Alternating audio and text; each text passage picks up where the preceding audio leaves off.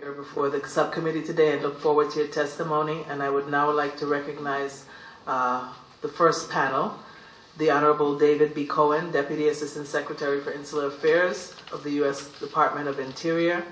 The Chair now recognizes the Deputy Assistant Secretary to testify for 5 minutes. Mr. Cohen. Thank you. Hafade Tirawami, Talofa, and pleasant good morning, Madam Chairwoman and members of the committee. Thank you for the opportunity to testify on H.R. 3079, a bill containing immigration provisions substantively identical to those contained in S. 1634, as well as a second title, which would give the Commonwealth of the Northern Mariana Islands a non-voting delegate to the U.S. House of Representatives. My testimony today will begin by reiterating the position expressed by the administration with respect to the immigration provisions in S. 1634. I come before you today wearing at least two hats. As Deputy Assistant Secretary of the Interior for Insular Affairs, I'm the federal government's official that is primarily responsible for generally administering, on behalf of the Secretary of the Interior, the federal government's relationship with the CNMI. I also serve as the President's Special Representative for consultations with the CNMI on any matter of mutual concern pursuant to Section 902 of the U.S. CNMI Covenant. I'll begin my statement with an overview of concerns that make a compelling case for federalization. The CNMI is hampered by a lack of an effective pre-screening process for aliens wishing to enter the Commonwealth. In a post-9/11 environment, and given the CNMI's location and the number of aliens that travel there, we believe that continued local control of the CNMI's immigration system presents significant national security and homeland security concerns. Human trafficking remains far more prevalent in the CNMI than it is in the rest of the U.S. To say, okay, we'll go with your numbers, and I'll drop that argument, and then we'll all continue to work together to address the problem. And so the number of times more prevalent is really not the issue. The issue is basically, is there a problem or is there not a problem? Yeah, and we stand by our numbers. And let me say, in defense of the current administration, that this problem, didn't start with the current administration, and the current administration has significant victories in the battle against human trafficking.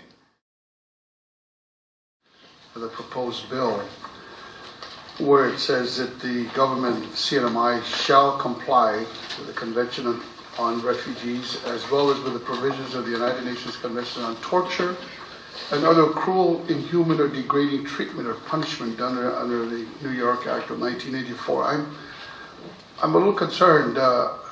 Why are we picking just on the CNMI that they have to comply with these two international conventions, or the fact that Abu Ghraib and Guantanamo Bay is one of the most embarrassing foreign policy questions that my own government doesn't even comply with the provisions of torture and all of this? I'm a little confused here. Are all other states and territories subject to the same requirement that we have to comply with the Refugees Convention? And I was under the impression that that's already under the administrative authority of the United States for all territories and states.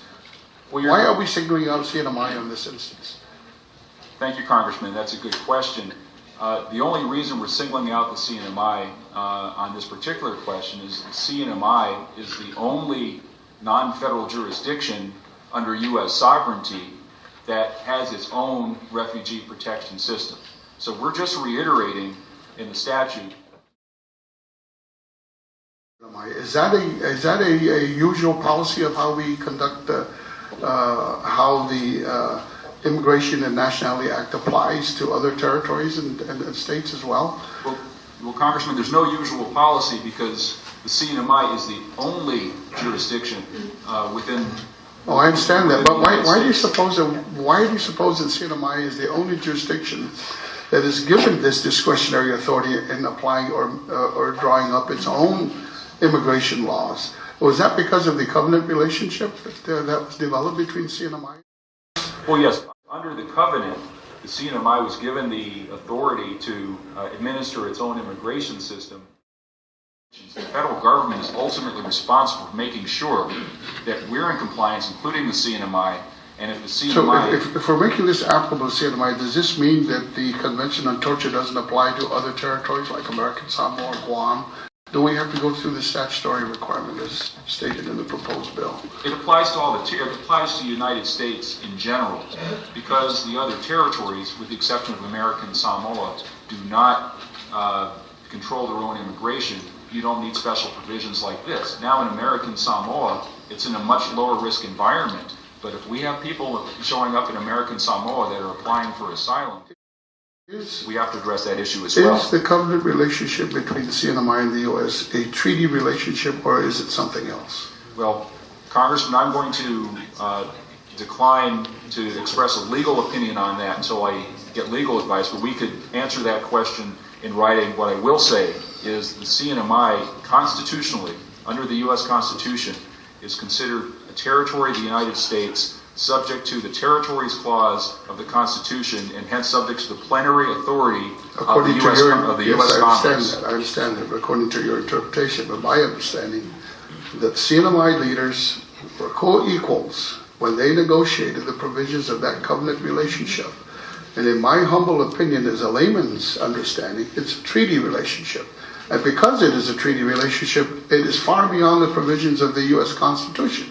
In other words, if there's any changes to be done in this covenant relationship, it's got to be by mutual consent on both parties, and not just one party saying, you're going to get it whether you like it or not. Now, I'm just a layman's... Well, Congressman, what I would point out is that this covenant itself, whether you call it, a treaty or a contract or whatever. Secretary, I have to say it is very critical that we need to understand whether the covenant is a treaty relationship or otherwise, because if it is a treaty relationship, then we've got a very serious problem here at hand.